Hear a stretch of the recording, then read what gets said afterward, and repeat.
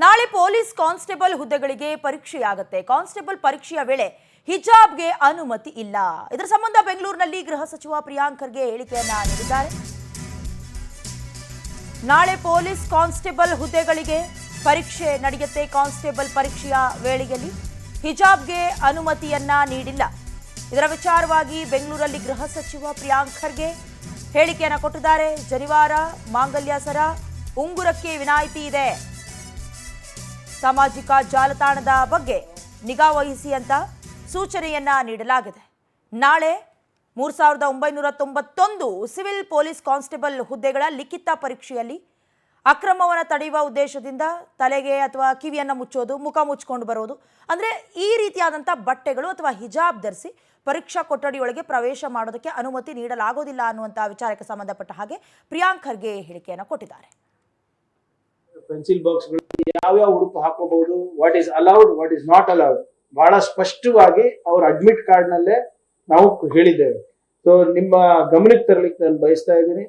ಈಗಾಗಲೇ ತಮ್ಗೆ ಗೊತ್ತಿರೋ ಹಾಗೆ we will not allow any electronic items. ನಿಮ್ದು ಫೋನ್ ಇರ್ಬೋದು, ಬ್ಲೂಟೂತ್ ಡಿವೈಸಸ್ ಇರ್ಬೋದು, ಏನು ಸ್ಮಾರ್ಟ್ ವಾಚಸ್ ಇರ್ಬೋದು, ಬೇರೆ ಬೇರೆ ಪೆನ್ ಡ್ರೈವ್ಸ್ ಇರ್ಬೋದು, ಇವೆಲ್ಲಾನು ಕೂಡ anything electronic will not be allowed.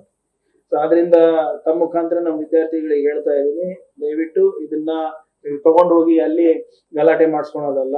ಮತ್ತೆ ಆಹಾರ ಏನು ಯಾವುದು ಕೂಡ ನಾವು ಅಲೌ ಮಾಡಲ್ಲ ಹೊರಗಡೆ.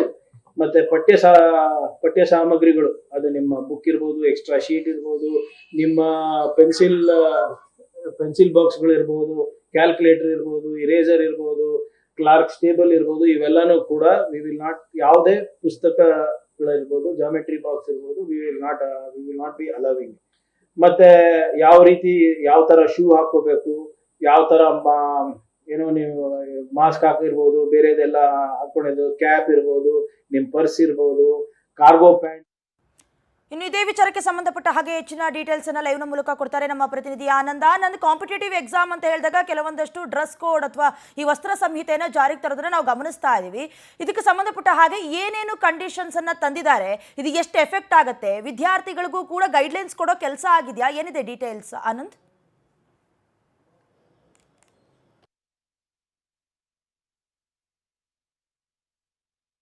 ಕೇಂದ್ರ ಶಿಕ್ಷಣ ಸಚಿವ ಪ್ರಧಾನ್ ಅವರು ಕೂಡ ರಾಜೀನಾಮೆ ನೀಡತಕ್ಕಂತ ಒಂದು ಅನಿವಾರ್ಯತೆಯನ್ನು ಕೂಡ ಒದಗಿ ಬಂದಿತ್ತು. ಈಗ ರಾಜ್ಯ ಸರ್ಕಾರದಲ್ಲಿ ಸ್ಪರ್ಧಾತ್ಮಕ ಒಂದು ಪರೀಕ್ಷೆಗಳ ಒಂದು ದೃಷ್ಟಿಯಿಂದ ಮಹತ್ವದ ಒಂದು ಬದಲಾವಣೆಯನ್ನು ತರೋದಕ್ಕೆ ಈಗ ರಾಜ್ಯ ಸರ್ಕಾರ ತೀರ್ಮಾನ ಆಗಿರತಕ್ಕಂಥದ್ದು. ನಿನ್ನೆ ಸಿಎಂ ಡಿ ಕೆ ಶಿವಕುಮಾರ್ ಅವರ ನೇತೃತ್ವದಲ್ಲಿ ಸಭೆ ನಡೀತು. ಆ ಸಭೆಯಲ್ಲಿ ಪ್ರಮುಖವಾದಂತಹ ಒಂದು ನಿರ್ಣಯಗಳನ್ನು ಕೂಡ ತೆಗೆದುಕೊಳ್ಳಲಾಗಿದೆ. ಪ್ರಮುಖವಾಗಿ ಈ ಬಾರಿ ಸ್ಪರ್ಧಾತ್ಮಕ ಪರೀಕ್ಷೆಗಳಲ್ಲಿ ಒಂದು ಫ್ಲೈಯಿಂಗ್ ಸ್ಕ್ವಾಡ್ ಅನ್ನ ನೇಮಕ ಮಾಡೋದಕ್ಕೂ ಕೂಡ ತೀರ್ಮಾನವನ್ನ ಮಾಡಲಾಗಿರ್ತಕ್ಕಂಥದ್ದು. ಈಗ ಎಲ್ಲೆಲ್ಲಿ ಪರೀಕ್ಷಾ ಕೇಂದ್ರಗಳಿರುತ್ತೆ ಅಲ್ಲಿ ಹೋಗಿ ಈ ಸ್ಕ್ವಾಡ್ ಏನಿರ್ತಾರೆ ಇವರು ಅಲ್ಲಿ ಪರಿಶೀಲನೆ ಮಾಡತಕ್ಕಂಥದ್ದು. ಜೊತೆಗೆ ಎಕ್ಸಾಮ್ ಹಾಲ್ ಒಳಗಡೆ ಮತ್ತೆ ಹೊರಗಡೆ ಸಿಸಿ ಕ್ಯಾಮೆರಾಗಳ ಅಳವಡಿಕೆ ಆಗ್ಬಹುದು. ಜೊತೆಗೆ ಜಾಮರ್ಗಳನ್ನು ಕೂಡ ಅಳವಡಿಕೆ ಮಾಡತಕ್ಕಂಥ ಒಂದು ಕೆಲಸಕ್ಕೆ ಈಗ ರಾಜ್ಯ ಸರ್ಕಾರ ಮುಂದಾಗಿರ್ತಕ್ಕಂಥದ್ದು. ಇದೇ ಅಲ್ಲದೆ ಸ್ಪರ್ಧಾತ್ಮಕ ಪರೀಕ್ಷೆಗಳ ವೇಳೆ ಜನಿವಾರ ಆಗ್ತಕ್ಕಂಥ ಒಂದು ವಿಚಾರ ಏನಿತ್ತು, ಇದು ಬಹಳಷ್ಟು ಒಂದು ವಿವಾದಗಳು ಹುಟ್ಟು ಹಾಕಿತ್ತು. ಇದಕ್ಕೂ ಕೂಡ ಈಗ ರಾಜ್ಯ ಸರ್ಕಾರ ತೆರೆಯನ್ನು ಹೇಳ್ತಿದೆ. ಈ ಬಾರಿ ಸ್ಪರ್ಧಾತ್ಮಕ ಪರೀಕ್ಷೆಗಳಿಗೆ ಜನಿವಾರ ಹಾಕೊಂಡು ಹೋಗೋದಕ್ಕೆ ಅನುಮತಿಯನ್ನ ನೀಡಲಾಗಿರ್ತಕ್ಕಂಥದ್ದು. ಕೇವಲ ಜನಿವಾರ ಮಾತ್ರವಲ್ಲ, ಉಡುದಾರ ಆಗಿರ್ಬೋದು ಅಥವಾ ರುದ್ರಾಕ್ಷಿ ಮಾಲೆಗಳಾಗಿರ್ಬೋದು ಅಥವಾ ದೇವಸ್ಥಾನಗಳಿಗೆ ಕೊಡ್ತಕ್ಕಂಥ ತಾಯಿತಗಳಾಗಿರ್ಬೋದು, ಇದು ಅದನ್ನ ಧರಿಸಿಕೊಂಡು ಹೋಗ್ತಕ್ಕಂಥ ಒಂದು ಅನುಮತಿಯನ್ನು ಕೂಡ ಈಗ ನೀಡಲಾಗಿರ್ತಕ್ಕಂಥದ್ದು. ಇದ್ರ ಜೊತೆಗೆ ಹಿಜಾಬ್ ಅನ್ನ ಸಂಪೂರ್ಣವಾಗಿ ಸ್ಪರ್ಧಾತ್ಮಕ ಕೇಂದ್ರಗಳಲ್ಲಿ ರದ್ದನ್ನ ಮಾಡಲಾಗಿರ್ತಕ್ಕಂಥದ್ದು. ಜೊತೆಗೆ ಶೂ ಆಗಿರ್ಬೋದು ಅಥವಾ ಸ್ಕಾರ್ಫ್ ಆಗಿರ್ಬೋದು ಅಥವಾ ಮಾಸ್ಕ್ ಆಗಿರ್ಬೋದು, ಇಂಥವುಗಳು ಯಾವುದಕ್ಕೂ ಕೂಡ ಹಲೋ ಮಾಡಲಾಗಲ್ಲ. ಜೊತೆಗೆ ಪುರುಷ ಒಂದು ವಿದ್ಯಾರ್ಥಿಗಳೇನಿರ್ತಾರೆ ಇವರು ಒಂದು ಕಾರ್ಗೋ ಪ್ಯಾಂಟ್ಗಳಾಗಿರ್ಬೋದು ಅಥವಾ ಜೇಬ್ ಇಡ್ತಕ್ಕಂಥ ಒಂದು ಶರ್ಟ್ ಆಗಿರ್ಬೋದು, ಪ್ಯಾಂಟ್ಗಳಾಗಿರ್ಬೋದು, ಇದನ್ನು ಕೂಡ ಧರಿಸಿಕೊಂಡು ಹೋಗತಕ್ಕಂತ ಒಂದು ವಿಚಾರಕ್ಕೆ ಯಾವುದೇ ರೀತಿಯ ಅನುಮತಿಯನ್ನು ನೀಡಲಾಗಿಲ್ಲ. ಬದಲಾಗಿ ಪ್ರಶ್ನೆ ಪತ್ರಿಕೆ ಸೋರಿಕೆ ವಿಚಾರವನ್ನು ತಡೆಗಟ್ಟತಕ್ಕಂತ ಒಂದು ನಿಟ್ಟಿನಲ್ಲಿ ಮಹತ್ವದ ಒಂದು ಬದಲಾವಣೆಯನ್ನ ಈ ಬಾರಿ ತೆಗೆದುಕೊಂಡು ಬರಲಾಗಿರ್ತಕ್ಕಂಥದ್ದು. ಹಾಗಾಗಿಯೇ ಪ್ರಶ್ನೆ ಪತ್ರಿಕೆ ವಿಚಾರದಲ್ಲಿ ಬಹಳಷ್ಟು ಒಂದು ಜಾಗರೂಕತೆಯಿಂದ ಒಂದು ನಡೆಯನ್ನ ಅನುಸರಿಸಕ್ಕೆ ರಾಜ್ಯ ಸರ್ಕಾರ ಈ ಬಾರಿ ತೀರ್ಮಾನವನ್ನ ಮಾಡಿಕೊಂಡಿರ್ತಕ್ಕಂಥದ್ದು. ಹಾಗಾಗಿ ರ್ಯಾಂಡಮೈಸ್ ಪ್ರಶ್ನೆ ಪತ್ರಿಕೆಯನ್ನ ತೆರೆ ಮಾಡತಕ್ಕಂಥ ಒಂದು ನಿಟ್ಟಿನಲ್ಲಿ ತಜ್ಞರನ್ನು ಕೂಡ ಈ ಬಾರಿ ನೇಮಕ ಮಾಡಲಾಗಿದೆ.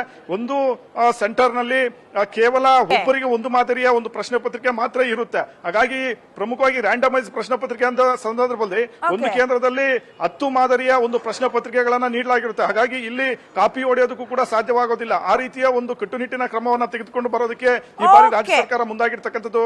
Diana. Okay, thank you Anand, ನಿಮ್ಮೆಲ್ಲ ಡೀಟೇಲ್ಸ್ಗಾಗಿ.